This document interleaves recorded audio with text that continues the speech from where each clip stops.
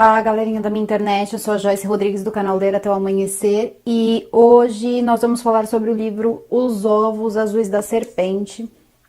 E vocês vão entender porque eu trouxe esse livro para o canal e todos os pontos positivos e os pontos negativos que esse livro tem, sendo um livro nacional e um livro que realmente mexeu com a minha cabeça, mais ou menos como O Menino que Via Demônios. Eu acho que ele tem uma voz própria tanto quanto aquele outro livro, apesar de ser uma literatura totalmente diferente, mas é um livro que realmente vale a pena e é nacional, e isso é muito incrível.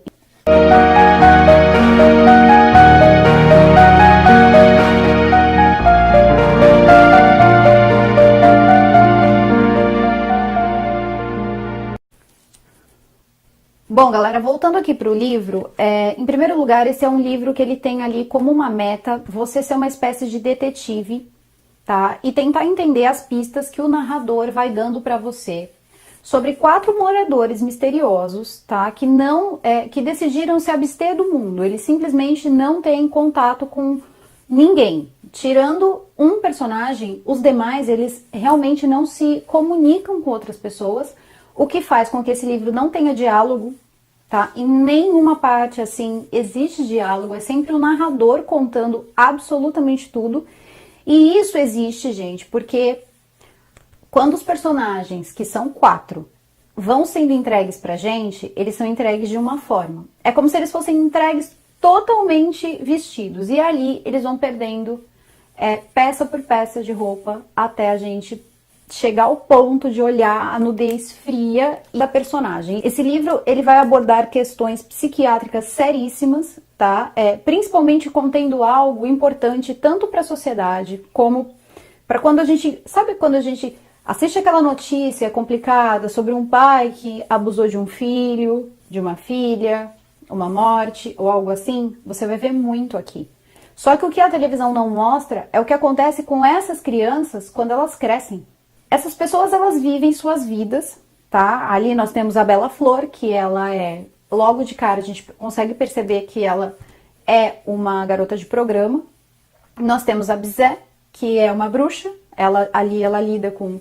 Ela aprende um pouco de feitiçaria e é muito interessante a história dela, porque existe a história e a história por trás da história, que é o que vai interligando os personagens, construindo a história e ali sim dando um desfecho real, para a gente conseguir entender como aquilo pode ser ainda mais complexo do que parece.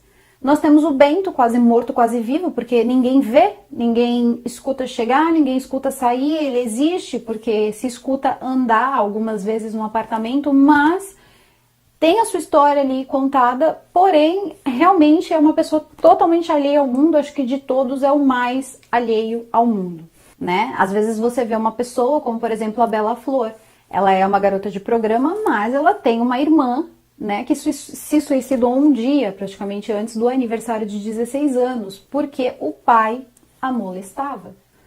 E essa não é a coisa mais pesada desse livro. Então, assim, ele é um livro ácido, difícil de engolir muitas vezes, porque são coisas que nós não queremos saber, na verdade, porque é assim que a sociedade funciona, é muito melhor não saber. Por um motivo, na verdade, uma coisa que acontece entre as famílias, entre muitas famílias, chamado pacto familiar. O pacto familiar, ele é uma doença que acontece com muitas famílias. Na verdade, que engloba todas as famílias. É uma espécie de pacto de silêncio entre família. E aqui dentro, esses fatos tão pesados, esses fatos tão doentios, vai formar a personalidade de cada um deles. E ali a gente entra no ramo da psiquiatria, em que ainda se estuda origens e ainda se estuda motivos para se obter determinada doença. Não vou falar aqui qual, porque senão vou dar um spoiler muito grande sobre o livro, mas realmente é uma trama avassaladora. Quando a gente começa a pegar o livro, ler e ir verificando e checando essas informações que o autor vai nos dando, e deixando ali pra gente as pistas e você vai montando aquilo, é tão doentio que você não quer aceitar. Mas o final, ele choca, tá? Quando vocês tiverem um contato real com tudo que aconteceu, com quem é quem e com o que você tá lidando, você vai ver que um pacto familiar ou um acordo de silêncio familiar é mais ardiloso que um acordo com o próprio diabo. Apesar do final ser bem claro, para você aproveitar toda a experiência, você tem que estar muito atento, né? Então não é uma literatura ali self-service, é realmente uma literatura para pensar um pouquinho. E aí, de repente, vocês até ali a uma metade, 70% do livro, vocês já estão começando a encaixar as peças, pelo menos parcialmente, até chegar ao final mais arrebatador. Mas, enfim, gente, Os Ovos Azuis da Serpente me pegou em cheio, gostei muito desse livro.